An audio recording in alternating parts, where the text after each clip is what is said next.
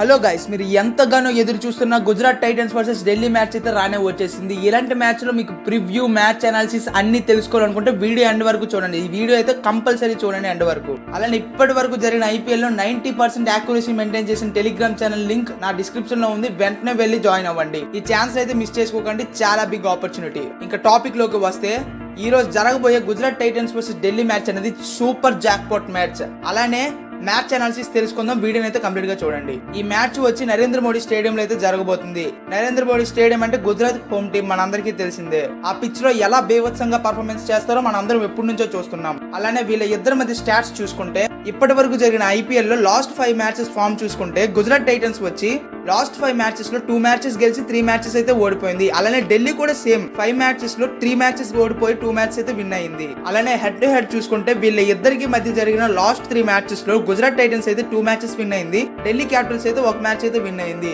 And pitch report, analysis ఇవన్నిటి బట్టి చూసుకుంటే గుజరాత్ టైటన్స్ కి అయితే ఢిల్లీ కంటే ఎక్కువ స్లైట్ ఛాన్సెస్ అయితే ఉన్నాయి విన్ అవడానికి. అలానే వీళ్ళ ఇద్దరి మధ్య జరిగిన లాస్ట్ 3 మ్యాచెస్ లో కూడా టఫ్ ఫైట్ అయితే ఇచ్చారు రెండు టీంలు. దీన్ని బట్టి చూసుకుంటే ఈ రోజు మ్యాచ్ అనేది చాలా టఫ్ ఫైట్ ఉండబోతుంది అనేది తెలుస్తుంది.